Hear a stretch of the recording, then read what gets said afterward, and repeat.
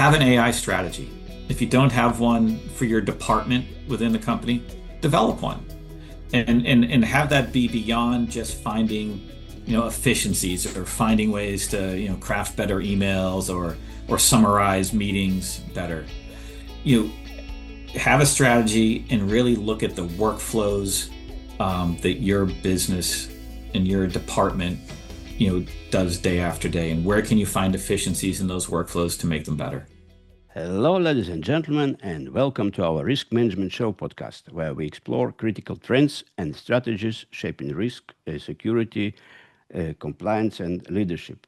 I'm your host, Boris Agranovich, founder and CEO at Global Risk Community, and our guest today is Chris Maguire, is General Manager, Product and Industry at Thomson Reuters.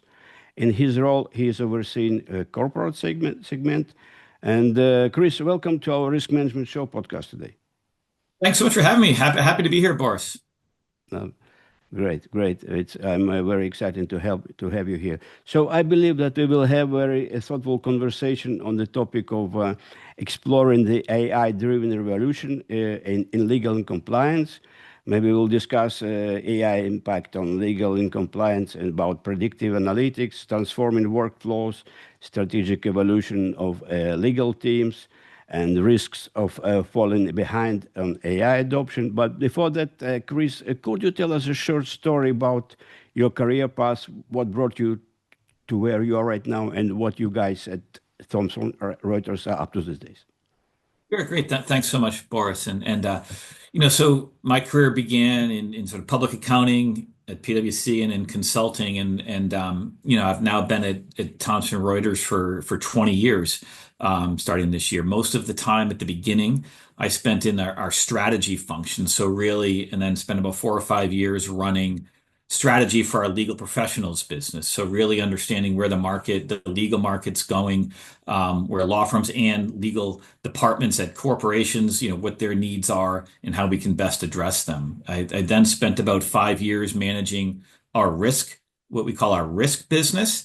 And that was really, looking at, how are companies addressing risk, particularly, a large part of that is financial institutions. And, we really saw an evolution of that I'd say really over the last 5 years, going from sort of almost an investigations focus to really how are we addressing fraud at the front end so that we don't have to do all of the investigations and really take care of things more up front. We're definitely seeing a focus there, and the technology is making it easier to do that.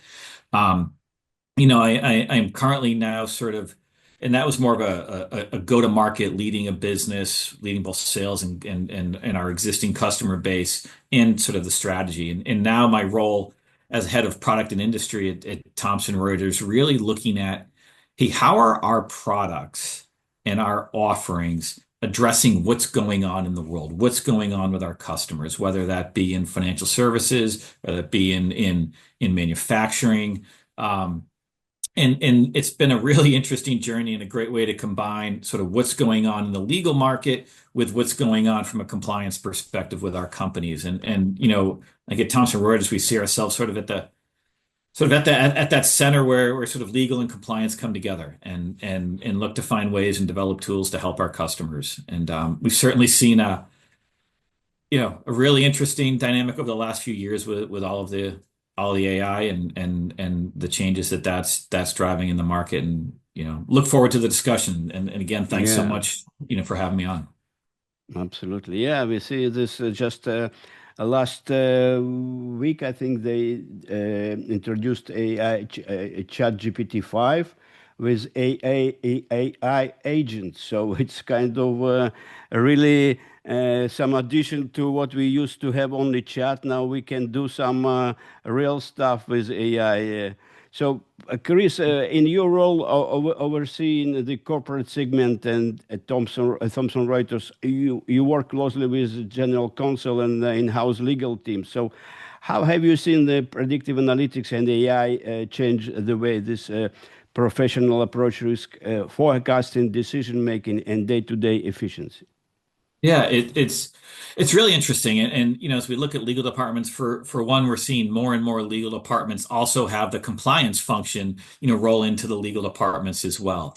But and I think from a day-to-day perspective, it's really on the compliance side. Interestingly, with our financial institutions, I was listening to one of your recent podcasts with Daniel Goldstone and talking Oh, yeah. about how transparency is important, how explainability to regulators is important. And we're really hearing that from our customers that when they're using AI, it needs to be explainable to the regulators who are looking at their industry, explainable to the folks that they're working with, customers and internally. So that's one thing we're seeing in terms of sort of specific areas that where AI is being used in legal departments and specific tasks. And we're really trying to say what tasks and what workflows can AI be helped with. It's funny. I was this morning. I got some customer research.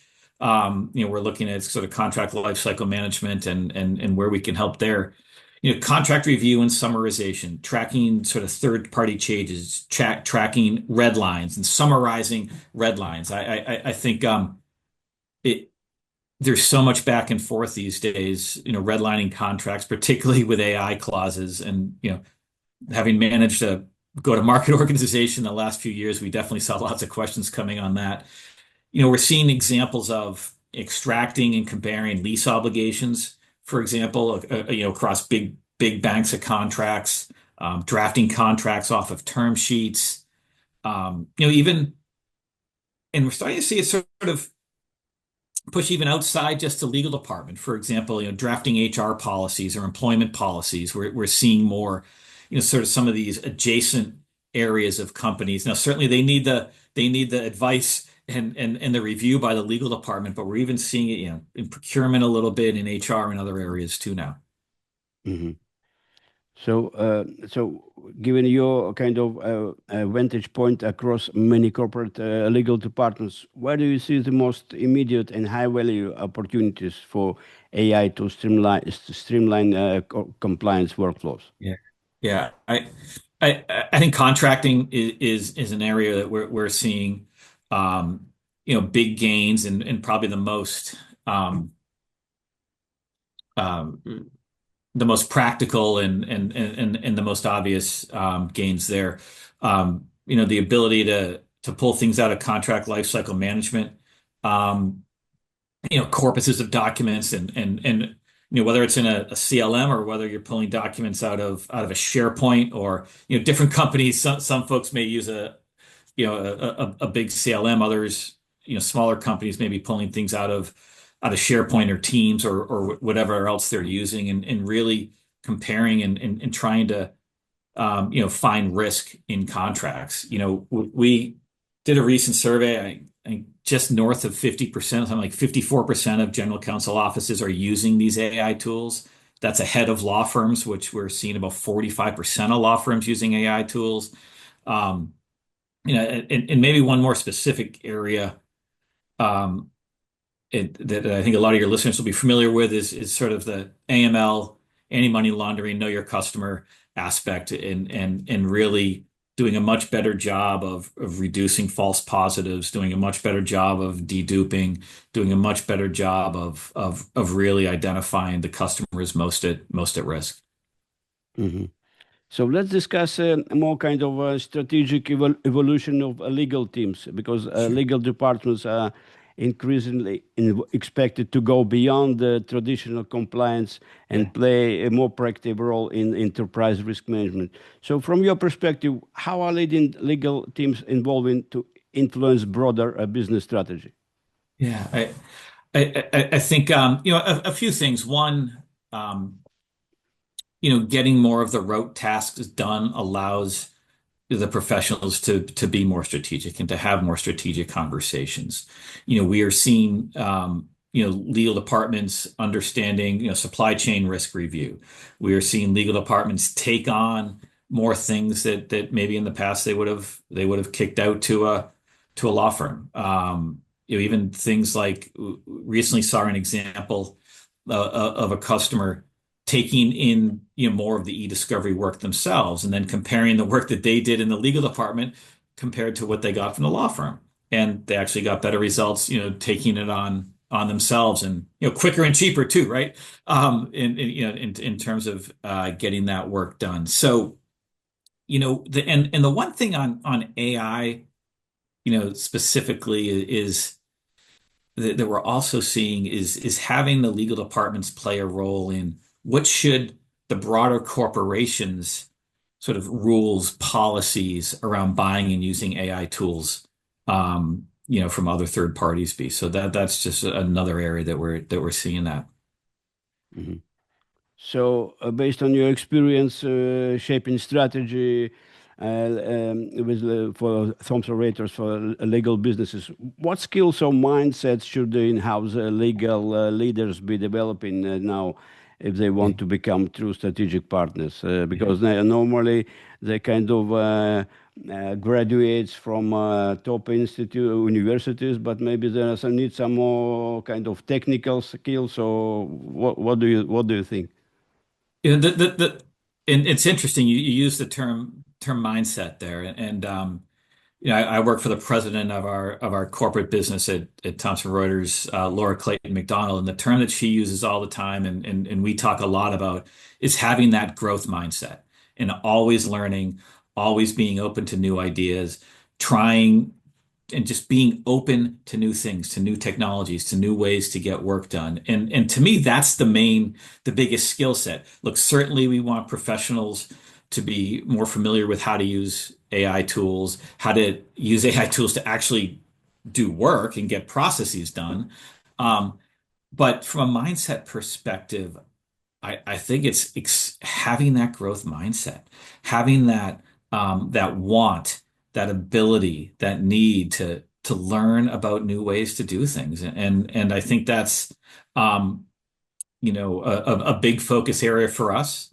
And we know the way we've always done things isn't going to be the way we need to do things moving forward, and that I come back to over and over. There are the technical skills that everybody can learn and spend time on, but have that mindset that you're curious, that you're open. Instead of saying, no, I can't do this, say, oh, not yet. We will eventually be able to do this. And I think that now more than ever, with how quickly things are changing, is really important. Mhm. Fantastic. So let's discuss about risk of falling behind on AI adoption because it's going so quick and some Yeah. organizations are still hesitant to adopt AI-driven tools.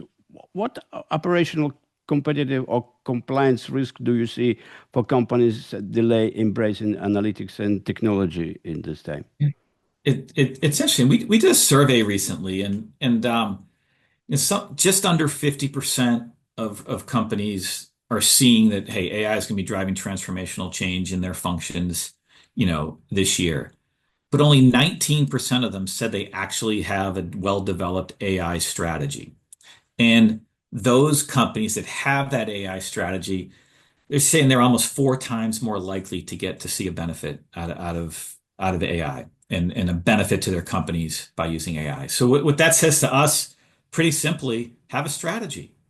Have a thought out strategy for using AI, and have that Mhm. strategy be beyond, I think most people now are using AI to help craft their emails, right? And help summarize, meetings and things like that. And that's all stuff that we should all be doing. But, have an AI strategy for how you're going to improve workflows. Um, you know, Go look at the contracting process. Um, for example, look at, developing policies and procedures, for example, that can be done more quickly.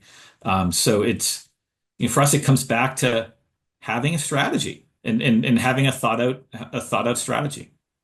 Mhm. So, Chris, I would like to ask you a personal point of view.